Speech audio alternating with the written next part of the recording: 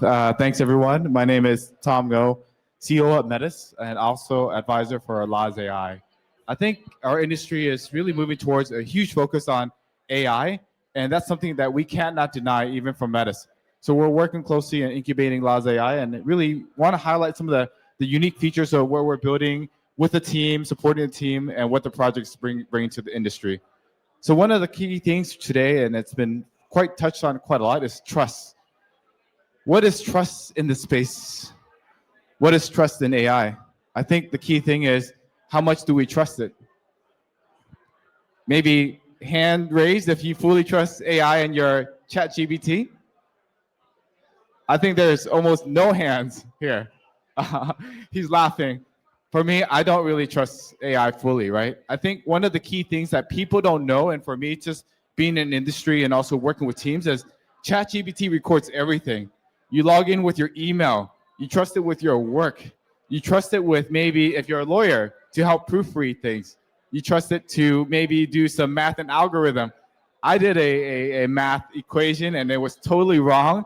They integrated and put some unique numbers that wasn't part of the formula, and it kind of really messed a few things up. But that's the key thing with AI. How much do you really trust it? And as our industry moves towards of like being, I would say, lazy and want AI to do everything, I think trust is an impactful thing that we have to really focus on.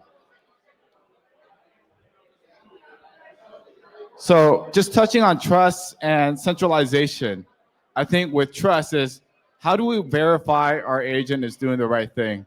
I came up with some ideas like, how do I really throw the system off, right? I can tell an autonomous agent, hey, just find some wallets of users, and then how do you create some malicious activities? And this could happen. And it is happening, right? We say the good things in AI, but we don't see the dark side in AI just yet. But it's already happening. I think being in the blockchain and the crypto industry, risk and trust is a very, very important thing. And even for blockchain itself, we're still in an industry where there's high risk. Recently, some of these big hacks, even from Bybit, right? I hate to mention it, but $1.5 billion in asset was really extracted from the company. So in terms of trust, I think trust is a very big thing. Even with AI, there's AI which is really centralized, and there's no clarity on how these algorithms are working. We don't know who's inputting this data. I know companies and projects, they're inputting data so they have higher rank, so they can be the source of truth. But I'm not sure if they are the source of truth. They are the experts in these sectors. But these systems are being manipulated. It's based on how much data is being inputted, how many times they're being pulled on the web, and then the AI agents are pulling this as verified truth. But it's not quite verified. Who is verifying it? The scary thing is 90% of our data is pretty much owned by 6 of the largest tech companies in the world. That's huge.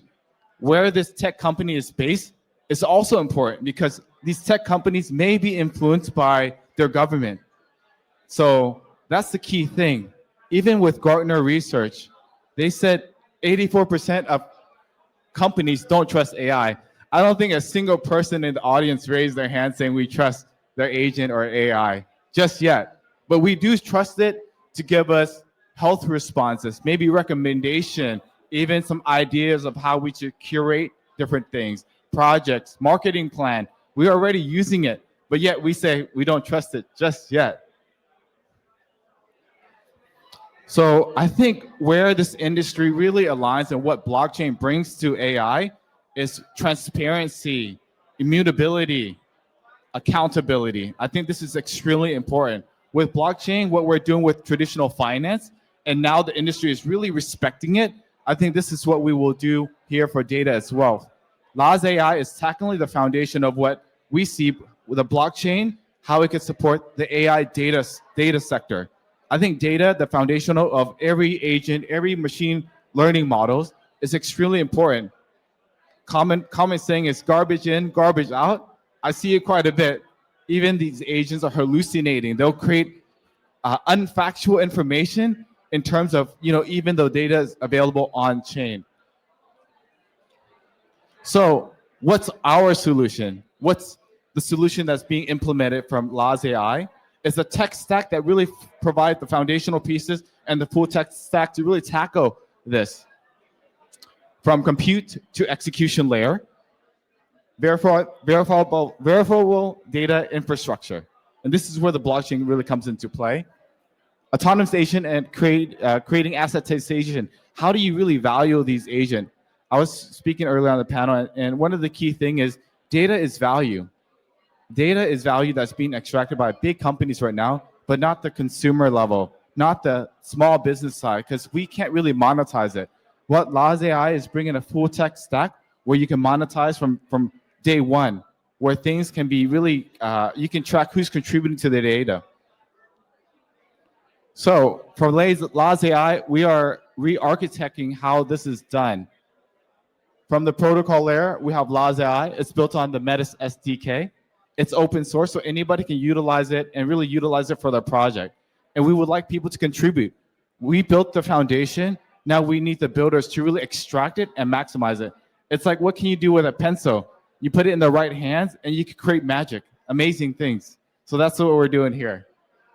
From the AI agent framework, Aleph.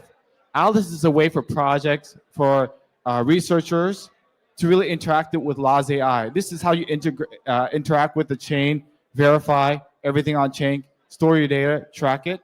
And LazPod. LazPod is a way for we to really reach out to the consumer level. How do people really interact? How do people get engaged? I think this is a first step for people to really test the water of how data can be monetized and be interacted with. So with Laz AI native AI protocol layer, we have that. It's a new standard, and it was, I think, Zero G also kind of touched on this, but they have a different approach. What we see is that is a standard where it's almost like it's not an NFT, but a dynamic NFT. You can see the full cycle of where this data came from, who contributed to it, almost like a serial identification for all the contributor. But it allows users and creators to really monetize and actually extract value. You know where it's coming from, almost like an IP for data. And it's really open to anybody can further contribute to the model or the data itself. We also have IDAO. I think one thing that we notice is like we can't fully trust AI agent fully. And we do need some human governance, human guidance. I think that's one of the key things. Imagine if an agent was fully developing your tech stack, but it has malicious data. I think we have to have some intervention. This is where IDAO really comes into play to really support, almost safeguard for the industry. We're not talking about it now, but even in news, right? We see fake news all the time. How do you verify that? And how do you correct that? This is kind of where IDAO can really make an impact and how the structure is really meant to be built for. In terms of verified computing, I think cryptography is really the key thing. ZK proof, verifying the data. This will help really streamline the data, on-chain inference, and really putting trust into AI data itself with blockchain. So I touched a bit about data anchoring token. Data anchoring token is not a static data. It's almost like the evolution of a story behind the data. And we're really created some example, and I'll share here later in this slide, of how data can be tracked. Why do we need to track the evolution of data? We want to know where it came from. It's almost like fine ingredients, right? Coffee. You want to know its source, how it was managed. Does it have fertilizer? Toxic things. We want to the same with data as well. We want to know who contributed. Is it verified contributors as well? But you can track this with that. That allows us to see the full story, where this data came from, how it evolved, and how it could be used. Yaro? I briefly spoke about individual-centric DAO as well. This is a model for us to really govern its agents and its data. It's a way where we can put safeguard into this data. Maybe eventually IDAO will be fully autonomous, but at this stage in time, we do see agents and also data. It needs safety guardrails, and this is where IDAO really comes into play. So how do people interact? How do people really utilize this technology? We built some tool sets where developers can easily access, right? We don't want everybody to really fully build out the framework. We did all the hard work. So all the developers and projects can definitely use what we built. And this is what we need. We want to invite developers to really utilize the Laz AI tech stack, and it's omni-chain. It could be working with any chain itself. Use our resource, use our tech stack. We are here to really push and really help innovate the industry. We're here to tackle a problem. And we see where blockchain really solved this problem and strong use case for the AI side. Us as a blockchain project and industry, I don't think we can take over AI itself, but we can provide a solution in parallel to bring something that really is meaningful and impactful. So from a user perspective, there's a way to really interact, even to launch agents as well, from pre-assetization to more mature product itself. We have LazPod. LazPod is it's a playground for, I say, community side, but also projects to launch their AI agents itself. And the DAT marketplace is interesting. It's where the marketplace can really put a price on these data and how it's really traded, how it's really bought. So the market really determine how these data are valued. I think that's one key thing. And another project also showed that, like, how do we monetize data? And this is the first initial step. So with all this, sharing and also this information, LazPod launched LazBubu. It's a community way for people to start understanding how value can be accrued. These little pets, you can see its evolution, its interaction, and what it's eating. It's almost Tamagotchi on chain, but now you have a live interactive interface that puts life to data itself. This is just the beginning, right? I think it's just extremely simple, but how projects utilize this, how gaming project utilize this would be very interesting in the next, I say, months and years. So with Laz AI, we drive to innovate the entire AI ecosystem, a life cycle that fulfills the early stage of data, how you monetize it, how you track it, how you verify it. I think this could be really integrated into some of the government system as well. Like we talked about the LazPad side, we talked about the LazBubu, but I think from a government perspective, I think tracing the data and where it came from, and even what region, there's sanction on regions of where maybe capital finance is originated. Data might face the same challenge too.